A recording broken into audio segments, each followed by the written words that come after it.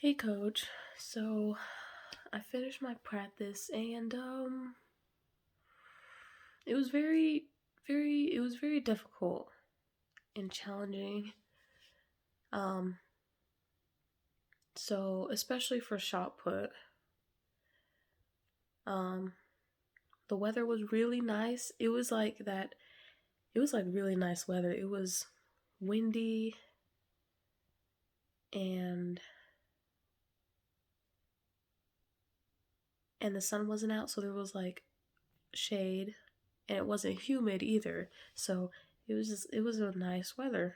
Um so I did discus first, and the first thing that I worked on was the right leg for the first video. All pure right leg. And it was difficult. I was really it's such a horrible habit. Like literally in the practice, I think it was during the second video when I was trying to work on keeping the discus back, where in my mind I'm just like, "Oh my gosh, what this is like such a horrible habit." Or I wish I didn't do this habit of extending my leg, or just should I just keep the feeling of it. Because the first video, I was working on it a lot. You'll see me doing a whole bunch of spins, turns, just anything I could think of to work on it. And remembering those girls that you showed me out during the first and the second video, I worked on my left leg opening earlier and not stop moving.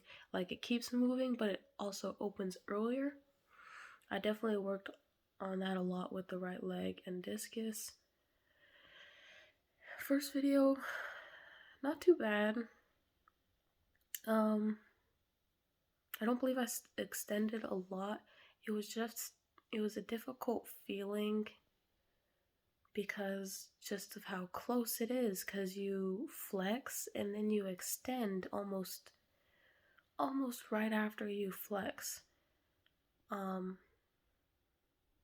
sometimes even when I flex, once I extend, it's like I didn't feel myself flex, so then I don't know if I did it wrong or right. So I really had to go back and watch these videos to see if I did it or not. Because the feeling, because I didn't, because just the feeling of it as soon as I extended was just off, or at least knowing if I did it was off. But yeah, I would do the drills first, and then I would start throwing once I felt like I was ready. And I wouldn't say it was too bad. I mean, I definitely extended here and there, but I definitely flexed a lot. My discus definitely wasn't perfect, but I wasn't working on that, so I wasn't focused on that in the first video. I wasn't worrying about it.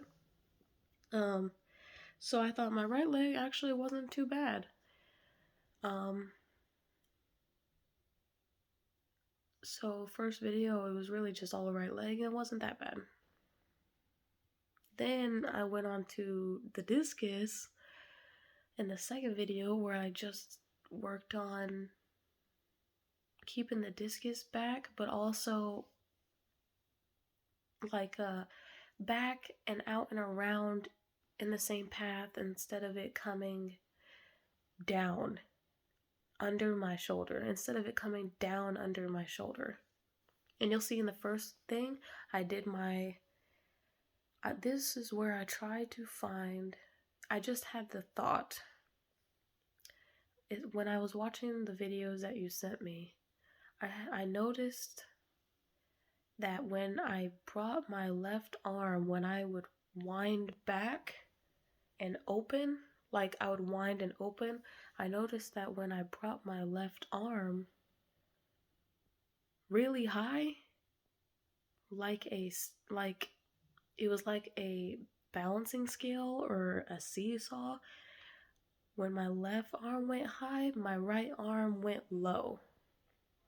So I just had the thought, what if I made my left arm low and my right arm high? High enough where when it does come down, it doesn't come so far down like it would become eye level or back in its vertical position, you know, in line with my shoulders, but where I don't have to control it. I won't have to control where it is. Because, we would want it to be a natural thing also because of the motion. So I just had the thought. So the first time I did the very first drill, I did vertical, and then I had the thought, and then I changed it in the second one. And I think I'm getting somewhere with that. Or, because when I was working on the discus path, throughout the whole video, it stayed in its path where it was in line with my shoulders and it went out and around. The problem was, because of my right leg, my discus wouldn't stay as far back as we wanted it. It would sometimes, but not a lot. And in this video, you'll see me do a lot of just spinning turns because I was trying to figure out. It was just random. I was just like, why do I not feel my disc is going back, and yet I would feel it in the power position, and I always feel it in the power position, and that's the hard part about feeling if my discus is back from start to finish, because the feeling, it feels so fast, like it's there and then it isn't and then it's there again. So when I have it back, I'm just like, that felt good. But then I would think, but did I feel it when I did the back? And then I was just like, oh my gosh, I don't know if I felt it, so I'll need to do it again. And sometimes I'd be like, I'm pretty sure it wasn't back. But my hip would lead in the end. In both videos, my hip would lead. And then my right arm would go, so I know that's good. It's just the back part that just really it's just the right leg. Like the left arm, like when you said to open early, you'll see me do that. I would like get low because it was also with the thought while watching the girls. I just noticed that when they turn, when they shift on their left arm isn't so far up like I would have it. I noticed that they kind of do like a down motion instead of an up motion like I do. So I kind of tried that, but I definitely made sure, I didn't make sure, I kind of just naturally came up. I didn't go so far down and I didn't come back up. I kind of just, I was in a low squat. But you'll see it. And I thought I was getting somewhere with that because I was opening wider, like my left leg would open wide quickly and it would keep turning. So I definitely thought I was getting somewhere with that. And the discus pad, like I said, that was great. The problem was just the right leg, trying to get it to not extend and flex first, but when it flexes, it needs to be in front of the discus. So it's just right leg and timing. I did slow down my tempo here and there. I think sometimes I sped up a bit.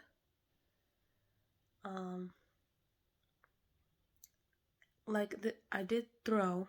I would say the last three or two throws, I started, I just had the thought, just relax. And, of course, I was working on what I was working on, but I was just like, what happens if I just try to use some rhythm? Like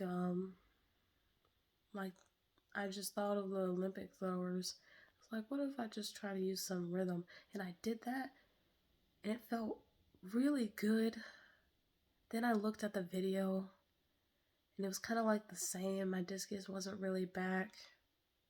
My right leg, I think, extended once or twice. But it felt great. And during this practice, my discuses, they went farther than last practice that I had with you. So that was pretty exciting. Just really something to work on, like this right leg. Oh my gosh, man. Because I think, hopefully, I fixed the discus problem. You'll see it for yourself. It's just the right leg and tempo. Then there was shot put. Man, shot put was a little confusing and harder than discus. Okay. Hold on. Sorry, I got interrupted, coach. But anyways, yeah, shot put was pretty difficult. Watching the videos of the guys, I did the same thing like I did in discus when it comes to opening up wide a little quicker and having my left arm down. I made sure that when I came up, I came back down. But I didn't try to come as far high up like I would usually do, because I think I would over exaggerate it just a bit. But yeah, it was really just, I really tried working on flexing of the right leg, and that was a battle. Like in the drills, it wasn't so bad, but then I started throwing, and it's like I would just lose it completely. But then I would have it.